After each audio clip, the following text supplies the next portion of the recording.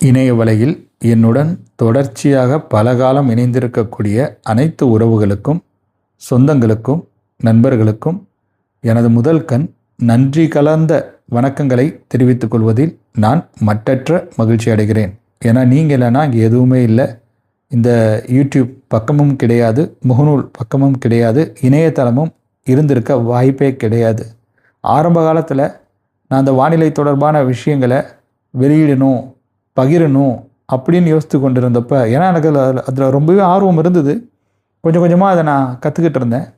அப்போ எனக்கு உறுதுணையாக இருந்தது பிளாகர் தான். கூகுளில் பிளாகர் அப்படிங்கிற மாதிரி இருக்கும், நீங்களும் கேள்விப்பட்டிருப்பீங்க. ஒரு பிளாக் மாதிரி தான் இந்த இன்ஃபர்மேஷன்ஸை நான் ஷேர் பண்ணிக்கிட்டு இருந்தேன். அதன் பிறகு ஒரு இணையதளத்தை உருவாக்கணும் அப்படிங்கிற மாதிரியான ஒரு எண்ணம் என்கிட்ட இருந்தது. அப்புறமேல் ஒரு இணையதளத்தையும் உருவாக்கி அதுலேயும் வானிலை தொடர்பான விஷயங்களை நான் ஷேர் பண்ணிகிட்டு இருந்தேன். ஆனால் அது நிறைய பேரை சென்றடையலை. அதுக்கப்புறம் நான் யோசித்தேன், ஆக்சுவலாக அன்னைக்கு என்கிட்ட இருந்த இணையதளம் என்பது வேறு இணையதளம். அது என்னுடைய ஊரின் பெயரில் நான் உருவாக்கிய ஒரு இணையதளம். அதில் வானிலை தொடர்பான விஷயங்களையும், ஒட்டுமொத்த தமிழகம் மற்றும் புதுச்சேரியின் வானிலை தொடர்பான அத்தனை விஷயங்களையும் அதில் நான் பகிர்ந்துக்கிட்டு இருந்தேன். அது அந்தளவுக்கு போகலை. ஏன்னா ஊரின் பேரில் இருக்கக்கூடிய ஒரு இணையதளம், அந்த ஊர் மக்கள் தான் அதை அதிகமாக பார்ப்பாங்க. புதுச்சேரி மக்களும் அதை அதிகமாக பார்ப்பாங்க. அதன் பின்னர் நான் பார்க்கும்பொழுது முகநூல் பக்கத்தில் நிறைய பேர் ஆக்டிவாக இருக்கிறத பார்க்க முடிந்தது. சரி, ஒரு விஷயம் நம்ம சொல்கிறோம், அதுவும் சிலருக்கு அது நன்மையாக கூட அமையும். அப்படி இருக்கும்போது நிறைய பேர் ஆக்டிவாக இருக்கிற ஒரு பிளாட்ஃபார்மில் ஒரு பேஜ் ஆரம்பிக்கலாம், இங்கே நம்ம பிளாகரில் போஸ்ட் பண்ணுற மாதிரி அங்கேயும் நம்ம போஸ்ட் பண்ணலாம் அப்படிங்கிற ஒரு எண்ணம் எனக்கு அந்த நேரத்தில் உதயமானதுனால தான் புதுச்சேரி வெதர் என்கிற பக்கத்தை நான் முகநூல் பக்கத்தில் ஆரம்பித்தேன். இப்போ அது பெயர் மாற்றம் செய்யப்பட்டு புதுச்சேரி வெதர்மேனன்னு இருக்குது. ஆக்சுவலாக ஆரம்ப காலத்தில் நமக்கு இருந்த அந்த பெயர் என்பது புதுச்சேரி வெதர் தான். அதில் நிகழ்நேர தகவல்கள் தான் அதிகமாக இருக்கும், பேர் தான் புதுச்சேரி வெதர். ஆனால் பார்த்திங்கன்னா தமிழ்நாட்டில் எந்த இடத்துல மழை மேகங்கள் இருந்தாலும் ரேடார் இமேஜஸில் அதை கரெக்டாக ஸ்பாட் பண்ணி அடுத்த 10 நிமிஷத்தில் அது இந்தந்த பகுதிகளுக்கு மழை பொழிவு கொடுக்கலாம், அடுத்த 30 நிமிடங்களில் அந்த மழை மேகங்கள் நகரும்பொழுது இந்தந்த பகுதிகள் மழையை பெறலாம் அப்படிங்கிற மாதிரி கண்டினியூஸாக போஸ்ட் பண்ணிகிட்டே இருப்பேன். அப்போ அந்த மாதிரி யாரும் பண்ணது கிடையாது. நான் சொல்கிறது 2016, 2017 ஆண்டுகளில், குறிப்பாக 2017 தான் நம்முடைய அந்த பீக்குன்னு சொல்லலாம். அந்த புதுச்சேரி வெதர் பேஜுக்கு நிறைய நண்பர்கள் அந்த நேரத்தில் நம்ம பேஜில் இணைந்தாங்க, அந்த பக்கத்தை நோக்கி படையெடுத்தாங்கன்னு சொல்லலாம். கடகடன்னு பார்த்தீங்கன்னாக்கா ஃபாலோவர்ஸ் இன்க்ரீஸ் ஆகிட்டே இருந்தாங்க. ஏன்னா இந்த மாதிரியான ஒரு வானிலை தொடர்பான செய்திகளை அவங்க பார்த்துருக்க மாட்டாங்க. டக்கு டக்குன்னு சொல்லிகிட்டே இருக்கோம் இல்லையா, அடுத்த ஒரு 10 நிமிடத்தில், அடுத்த ஒரு 20 நிமிடத்தில் மழை மேகங்கள் இப்போ இங்கே இருக்குது அப்படிங்கிற மாதிரியான அந்த செய்தி அவங்களுக்கு ரொம்ப வித்தியாசமாக பட்டுச்சு. அதனால் நிறைய பேர் நம்மளை பின்தொடர தொடங்கினார்கள். நிறைய பேர் கேள்விகள் அதிகமாக முன்வைத்தார்கள். ஒவ்வொரு கேள்விக்கும் அப்போ என்னால் பதில் வழங்க முடிஞ்சுது. அப்போ இருந்த நிலைமை வேறு, இப்போ இருக்கிற அந்த ஒரு கண்டிஷன்ஸ் என்பது வேறு. அதனால் அதே மாதிரியே ஆக்டிவாக நம்மளுடைய பேஜை நிகழ்நேர தகவல்களை மட்டுமே வைத்து கொண்டு இப்போ நம்மளால் மூவ் பண்ணி கொண்டுட்டு போக முடியாது. அதன் பின்னர் பார்த்திங்கனாக்கா நம்ம ஒரு குறிப்பிட்ட கால அளவிலான கணிப்புகளை வெளியிட்டோம், ஒரு 24 மணி நேர மழை வாய்ப்புகளை வெளியிட்டோம். எல்லாமே எழுத்துப்பூர்வமாக தான் இருக்கும். அந்த நேரத்தில் நம்ம குரல் பதிவுக்கு போகலை. அந்த நேரத்தில் இணைய சேவையும் இந்த அளவுக்கு இல்லை. அதன் பிறகு தான் நம்ம குரல் பதிவுக்கு வரோம். முதல்ல சேனல் ஆரம்பித்ததே பார்த்திங்கனாக்கா வானிலை சம்மந்தமான கூறுகளை எக்ஸ்பிளைன் பண்ணுறதுக்காக தான் ஆரம்பித்தேன். எல்னினோ தொடர்பாக ஆரம்பத்தில் பேசிகிட்டு இருந்தேன். அதுக்கப்புறம் எல்னினோ சதன் ஆசிலேஷனில் இருக்கிற அத்தனை பெராமீட்டர், அதனுடைய எக்ஸ்பிளனேஷன் எல்லாமே அதில் இருந்தது. அதே மாதிரியே நிறைய வானிலை கூறுகள், மேடன் ஜூலியன் ஆசிலேஷனை பற்றி பேசிகிட்டு இருந்தேன் அந்த பீரியடில். இப்படிலாம் இருக்கும்போது அது மக்கள்கிட்ட போய் சென்றடைந்தது. பட் டூ டெக்னிக்கல் அப்படிங்கிற மாதிரி நிறைய பேர் சொல்லியிருந்தாங்க. நீங்கள் மழை பதிவாக வாய்ப்பு இருக்கா இல்லையா, அதே ஒரு காணொலியாக போடுங்க அப்படிங்கிற மாதிரி கேட்டிருந்தாங்க. அதன் பின்னர் தான் நம்முடைய காணொளிகளை நாம் பதிவிடும் அந்த முறையையும் மாற்றி அமைத்தோம். அப்போ கூட பார்த்திங்கனாக்கா நிகழ்நேர தகவல்கள் எல்லாமே இருந்தது அந்த பீரியட்லேயும். ஒரு மணி நேரத்துக்கு ஒரு தடவை, 2 மணி நேரத்துக்கு ஒரு தடவை ஒரு பதிவு நான் போட்டுட்ருந்தேன். இப்போ ஒரு நாளைக்கு ஒரு பதிவு அப்படிங்கிற அந்த நிலைமையில் இருக்குது. தேவை ஏற்பட்டால் ஒரு நாளைக்கு 2 பதிவு, ரொம்ப அவசர காலத்தில் ஒரு நாளைக்கு 3 பதிவு போடலாம். அதுக்கு மேலே நம்ம வந்து புஷ் பண்ண முடியாது. அப்போ தான் அதுவும் வந்து யூஸ்ஃபுல்லாக இருக்கும். சரி, இதெல்லாம் நான் வந்து ஏன் சொல்கிறேன்னா, ஸோ இத்தனை நாட்களை நாம் கடந்து இருக்கிறோம். இந்த நாட்களில் இன்னும் சில நண்பர்கள் வந்து அந்த பீரியட்லேருந்து நம்மளை ஃபாலோ பண்ணிகிட்டு இருக்காங்க அப்படிங்கிறது எனக்கு ரொம்ப மகிழ்ச்சியாக இருக்குது.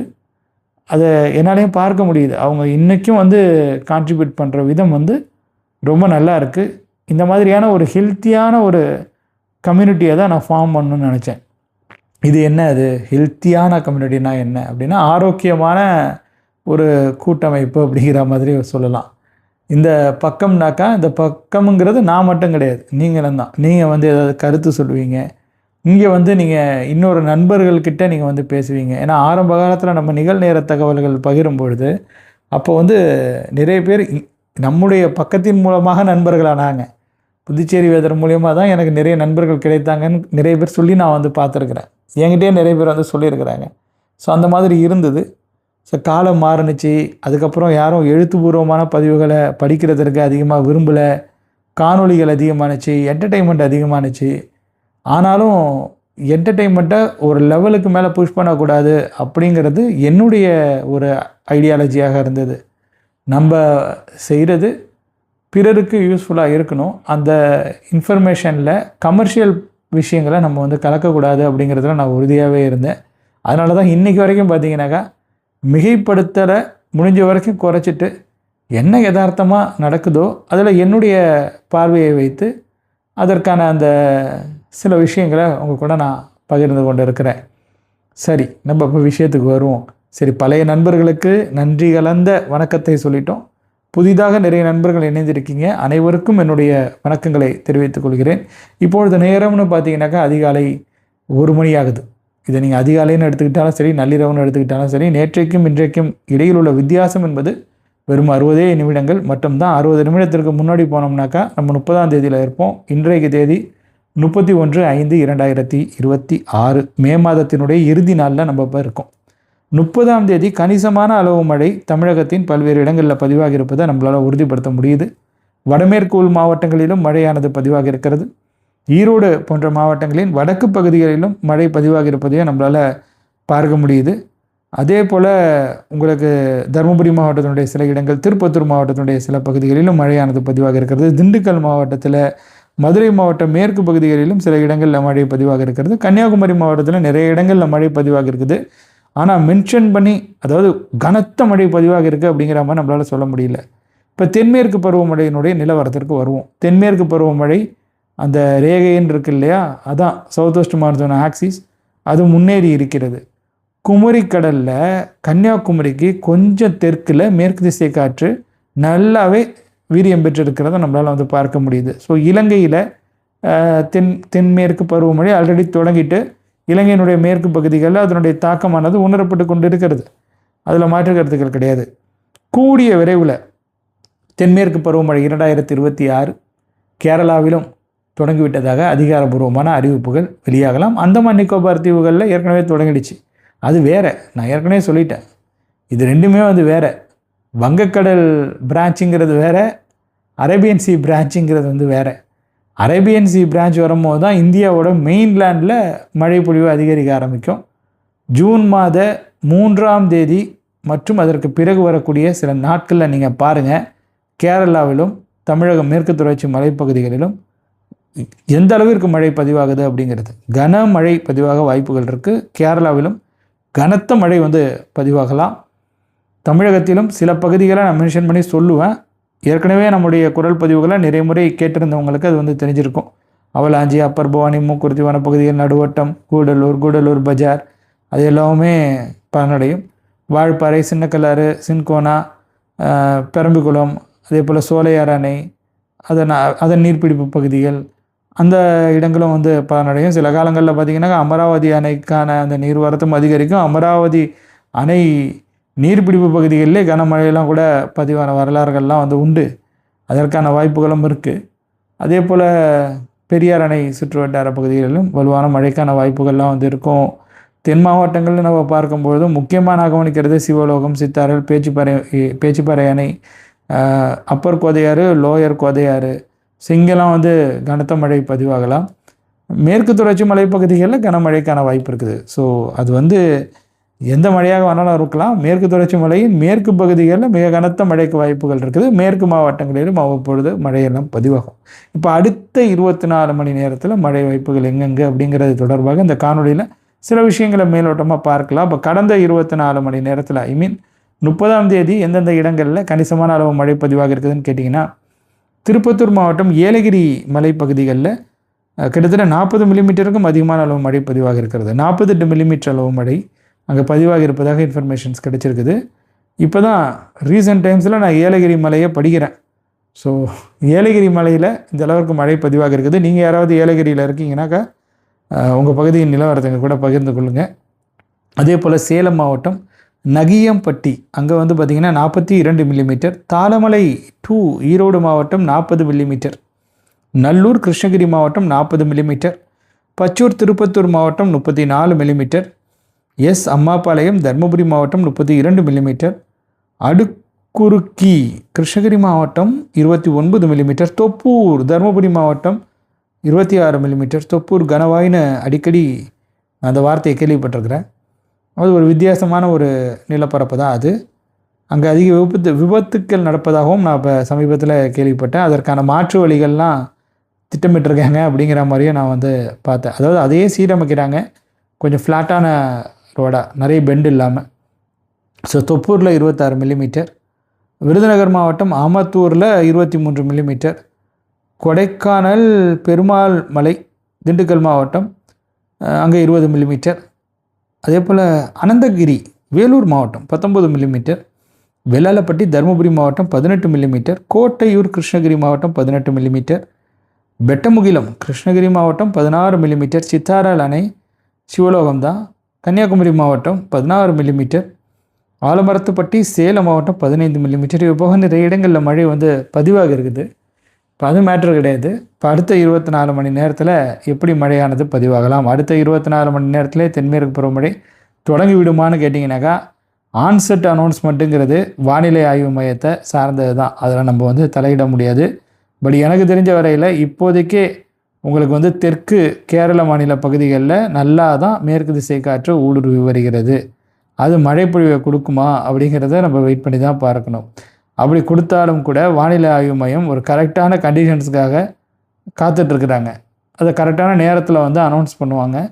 அதற்காக நம்ம வந்து காத்திருக்கலாம். அவங்க சொல்லும்போது ஆன்செட்டாக எடுத்துக்கிறது தான் கணக்கு. இப்போ மேற்கு திசை காற்று வீசுது ஆன்செட்டுன்னு நம்ம சொல்ல முடியாது. மேற்கு திசை காற்று ஆனால் கேரளாவில் வீசிகிட்டு இருக்கிறத, கேரளாவினுடைய தெற்கு பகுதிகளில் வீசுகிறத நம்மளால் வந்து உறுதிப்படுத்த முடியுது. கூடிய விரைவில் தென்மேற்கு பருவமழை தொடங்கிவிட்டதற்கான அறிவிப்புகள் வெளியாகும் அப்படிங்கிற மாதிரி நான் உறுதியாகவே நம்புகிறேன். அடுத்த 24 மணி நேரத்தில் மேற்கு மாவட்டங்களில் மழைக்கான வாய்ப்பு இருக்குது.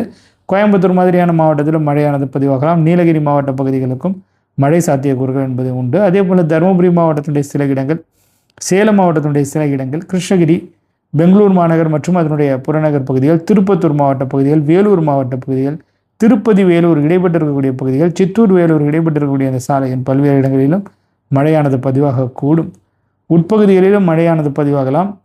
திருச்சி அல்லது கரூர் மாவட்டத்தில் மழைக்கான வாய்ப்புகள் என்பது இருக்கிறது. தென் மாவட்ட மேற்கு பகுதிகளில் அடுத்த 24 மணி நேரத்தில் மழை சாத்தியக்கூறுகள் என்பது உண்டு. மதுரை மாவட்டம் மேற்கு பகுதியாக இருக்கட்டும், திண்டுக்கல் மாவட்டம் மேற்கு பகுதியாக இருக்கட்டும், அங்கெல்லாம் வந்து மழையானது நிச்சயமாக பதிவாகும் அப்படிங்கிற மாதிரி நம்ம நம்பிக்கையோட காத்திருக்கலாம். மழை மையங்கள் மேலும் நகர்ந்தால் கடலோரத்திற்கு நெருக்கத்தில் இருக்கக்கூடிய பகுதிகளில் கூட மழை பதிவாகலாம். குறிப்பாக வட தமிழகத்தில் இந்த புதுச்சேரி, சென்னை இடைப்பட்டு இருக்கக்கூடிய இடங்களில் திடீரென சில இடங்களில் மழை பதிவானால் கூட நீங்கள் ஆச்சரியம் கொள்ள தேவை கிடையாது. இல்லை நீங்கள் சென்னை, கடலூர் அப்படிங்கிற மாதிரி கூட எடுத்துக்கோங்க. அதற்கு இடைப்பட்டு இருக்கக்கூடிய அந்த பகுதிகளில் ஆங்காங்கே மழை பதிவாகுவதற்கான வாய்ப்புகள் என்பது அடுத்த 24 மணி நேரத்தில் இருக்கலாம். இட் டிபெண்ட்ஸ், ரொம்ப சப்ஜெக்டிவான விஷயம். அந்த நேரத்தில் சாதகமான அமைப்பு இருந்ததுனாக்கா அந்த பகுதிகளில் மழை கிடைக்கும். அப்போ திருவண்ணாமலை மாவட்டத்திற்கும் மழை வாய்ப்பு வந்து இருக்கும். விழுப்புரம் மாவட்ட பகுதிகள், செங்கல்பட்டு மாவட்டத்தின் சில இடங்கள், திருவள்ளூர் மாவட்ட பகுதிகள், காஞ்சிபுரம் மாவட்டத்தினுடைய சில இடங்களில் கூட மழையானது பதிவாகலாம். ராணிப்பேட்டை மாவட்டத்திலும் மழைக்கான வாய்ப்புகள் என்பது இருக்கலாம். இப்போ நீங்கள் கடந்த காணொலியினுடைய கருத்துரை பகுதியில் முன்வைத்திருக்கக்கூடிய அந்த கேள்விகளுக்கு என்னுடைய விளக்கங்களை வழங்க தொடங்குகிறேன். யூசர் அப்படிங்கிற ஒரு ஐடியிலேருந்து ஓசூரில் 2வது நாளாக இன்றும் மழை பெய்தது சகோ அப்படிங்கிறத நமக்கு தெரியப்படுத்தியிருக்கிறாரு. நானும் பார்த்தேன். கிருஷ்ணகிரி மாவட்டத்தில் நிறைய இடங்களில் மழை பதிவாக இருப்பதை நம்மளால் பார்க்க முடிந்தது. நன்றி உங்களுடைய தெரியப்படுத்தலுக்கு. அடுத்த 24 மணி நேரத்திலும் கூட கிருஷ்ணகிரி மாவட்டத்திற்கு மழை வாய்ப்புகள் என்பது இருக்கலாம். விநாயகர் மூர்த்தி, என் அன்பு நண்பர் இமானுவேல் அவர்களுக்கு இனிய இரவு வணக்கம். விருதுநகர் மாவட்டம் ராஜபாளையம் சுற்று வட்டாரம் இன்றும் மாலை 4 மணி முதல் 5 மணி வரை மழை வருவது போல் இருந்தது. ஆனால் எதிர்பார்த்த மழை பதிவாகவில்லை.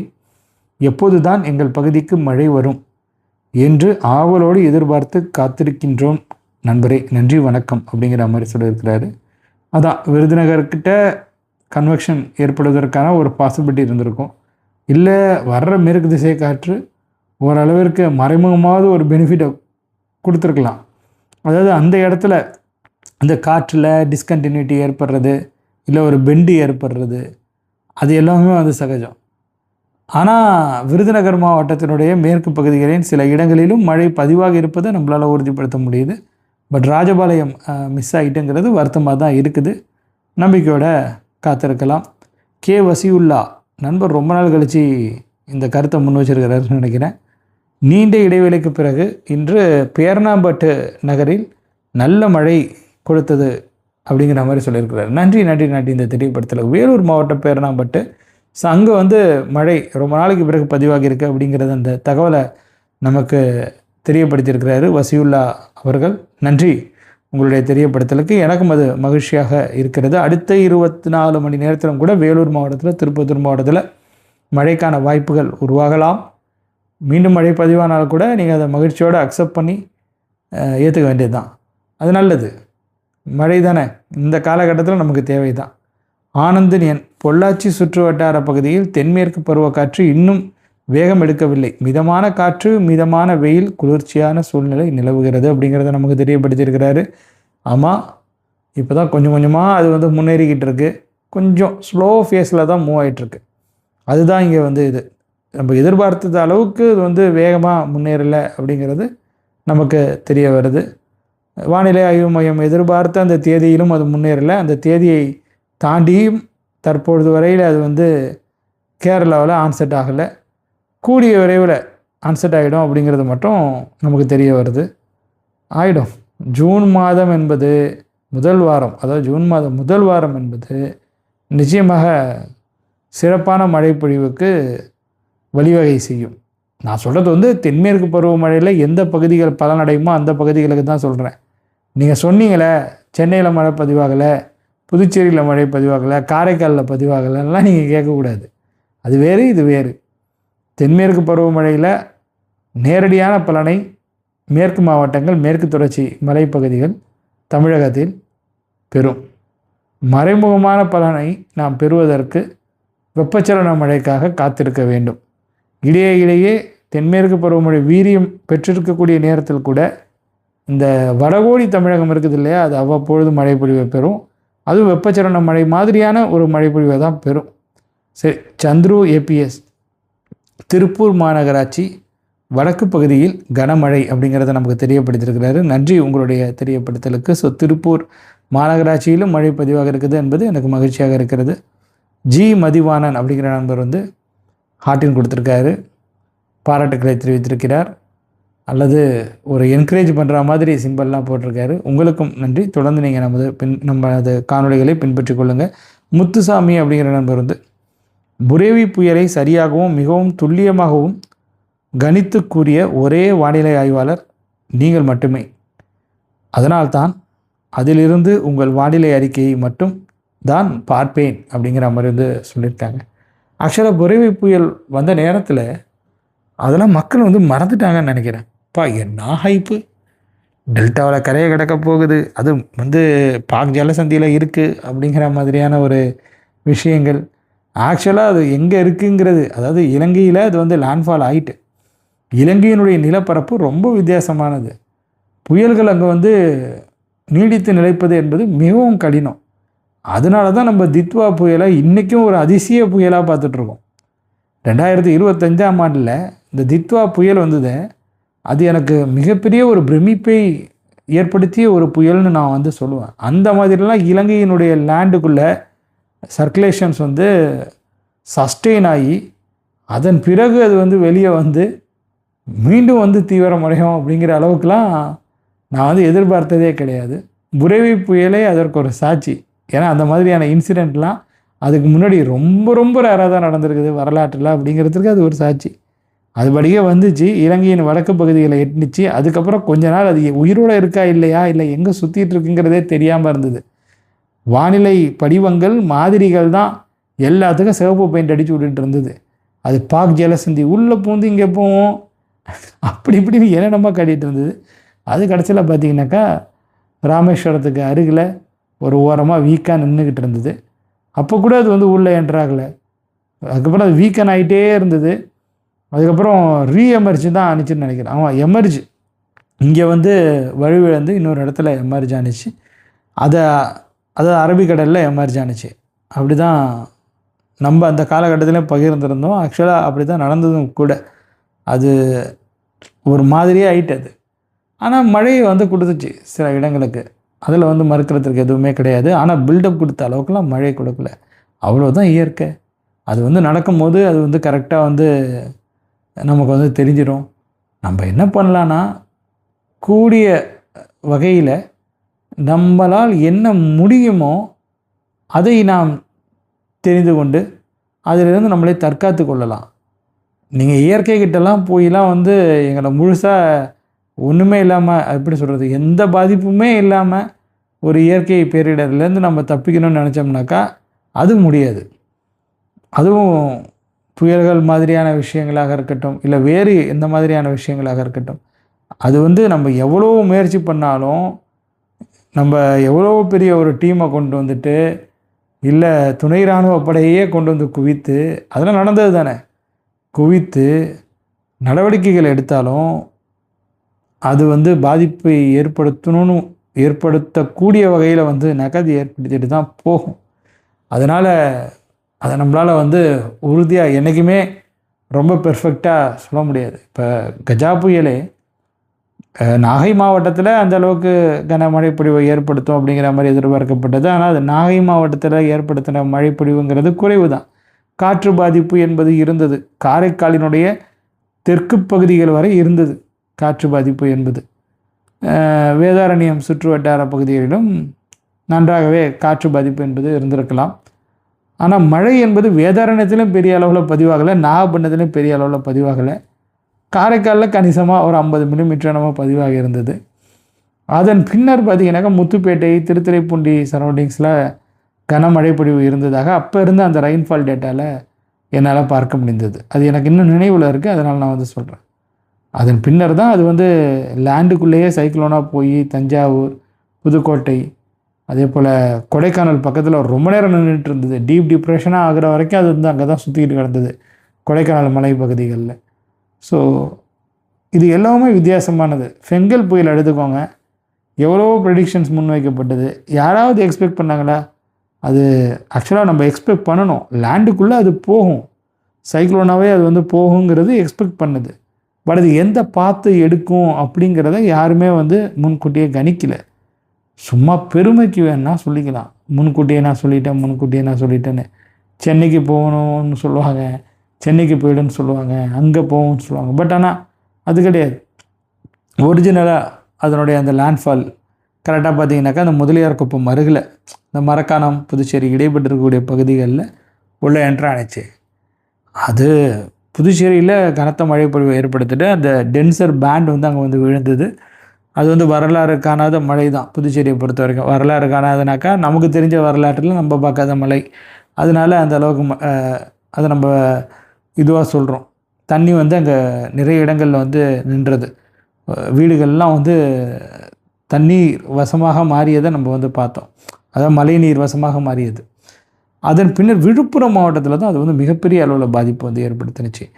அந்த ஆக்சுவலாக அந்த புயல் லேண்ட்ஃபால் ஆகிறதுக்கு முன்னாடியும் அது வந்து விழுப்புரம் மாவட்டத்தில் தாக்கத்தை ஏற்படுத்தினுச்சு. தொடர்ச்சியாக ஒரு 3-4 நாட்கள் வந்து அங்கே மிகப்பெரிய அளவிலான மழை பதிவானுச்சு. அது வந்து உண்மையிலே வருத்தத்துக்குரிய ஒரு விஷயம். அதுதான் அதிகமான பாதிப்பு எனக்கு தெரிஞ்ச விழுப்புரம் மாவட்டம். கடலூரில் அது வந்து பெரிய அளவில் அஃபெக்ட் பண்ணலை, அதை நம்ம வந்து ஒத்துக்கணும். அதுக்கு பிறகு அது வந்து உள்ளே போணுச்சு. உள்ளே என்ட்ராகி திருவண்ணாமலை மாவட்டத்தில் போய் ஒரு நிலச்சரிவை ஏற்படுத்தி சில உயிரிழப்புகளை உருவாக்குனுச்சு. அதன் பின்னர் அது போய் ஊத்தாங்கரையில் போய் 400 மில்லிமீட்டருக்கும் அதிகமான அளவு மழை பொழிவை கொடுக்குது. அப்போ இது எப்படி ப்ரெடிக்ட் செய்யப்பட்டது? யாராவது இந்த பாத்தை சூஸ் பண்ணாங்களா? பட் 24 மணி நேரத்துக்கு முன்பாக நம்ம அதுக்கு 2 பாத்து இருக்குது அப்படிங்கிறத சொல்லியிருந்தோம். ஒன்று, அது தென்மேற்கு திசையில் நகரலாம், இல்லை வடமேற்கு திசையை நோக்கி நகரலாம். அது எந்த பாத்தை எடுக்கும் உள்ள லேண்ட்ஃபால் ஆன பிறகுங்கிறது அந்த நேரத்தை பொறுத்தது. அது எடுக்க தொடங்கும் போது நமக்கு தெரிஞ்சிடும். அது அப்படி தான் ஸ்டெப் பை ஸ்டெப்பாக கணிக்க முடியுமே தவிர்த்து முன்கூட்டியே வெதர் மாடல்ஸ் பல விஷயங்களை அடிப்படையாக கொண்டு அதனுடைய ப்ரொடிக்ஷனை வெளிப்படுத்தும். பட் அப்படி நடக்கிறது கிடையாது ரியல் வேர்ல்டில். அதனால தான் அதை நம்ம பாசிபிலிட்டின்னு சொல்கிறோம். அந்த பாசிபிலிட்டிக்கு தகுந்த மாதிரி நம்மளும் ப்ரிகாஷன்ஸ் எடுப்போம். ப்ரிகாஷன்ஸ் எடுக்கும்போது நம்ம இது வரைக்கும் ப்ரிகாஷன்ஸ் எடுத்து பாதிப்புகளே இல்லை அப்படிங்கிற மாதிரி சொன்னது கிடையாது. ஒரு சிறிய அளவிலான ஒரு தாக்கமாவது அது ஏற்படுத்திட்டு தான் போகும். சரி, இப்போ எல்லாரும் என்கிட்ட கேட்குறது இந்த எல்னினோ சம்மந்தமான விஷயங்கள் தான். சூப்பர் எல்னினோ, அதுக்கு நான் ஏற்கனவே எக்ஸ்ப்ளனேஷன் கொடுத்துட்டேன். கடந்த காணொளிகளில் இருக்குது. நீங்கள் கடந்த காணொளிகளை பார்த்தீங்கன்னாக்கா உங்களுக்கு அது தெரியும். அதை நான் ரொம்ப டீட்டெயில்டாக எக்ஸ்பிளைன் பண்ணி தனியாகவே அதுக்கான ஒரு வீடியோ போடல, அவ்வளோதான். வானிலை தொடர்பான விஷயங்களை பேசும்போது அதையும் நம்ம பேசி விட்டு போயிடுவோம். ஸோ அதனால் நீங்கள் அதை ஒரு பெரிய பொருட்டை எடுத்துக்க வேணாம். வடகிழக்கு பருவமழையில் நல்ல மழை தமிழகத்திற்கு கிடைப்பதற்கான வாய்ப்புகள் இருக்குது 2026ஆம் ஆண்டில். அதுவும் அந்த நேரத்தில் பார்ப்போம், வெயிட் பண்ணி பார்ப்போம். இப்போ அதுக்குள்ளே அதை நம்ம இது பண்ணிக்க வேணாம். எல்னினோவுக்கான சூழல்கள் இருந்ததுனாக்கா, அதுலேயும் எல்னினோவுக்கான சூழல்கள் ரொம்ப தீவிரமாக இருந்ததுனாக்கா வடகிழக்கு பருவமழையில் ஆக்டிவிட்டீஸும் பெட்டராக இருப்பதற்கான சாத்தியக்கூறுகள் இருக்குது. அதுவும் இப்போ சூப்பர் எல்னினோ மாதிரியான ஒரு விஷயம் இருக்கும்போது அதை நம்மளால் உறுதியாக சொல்ல முடியாது.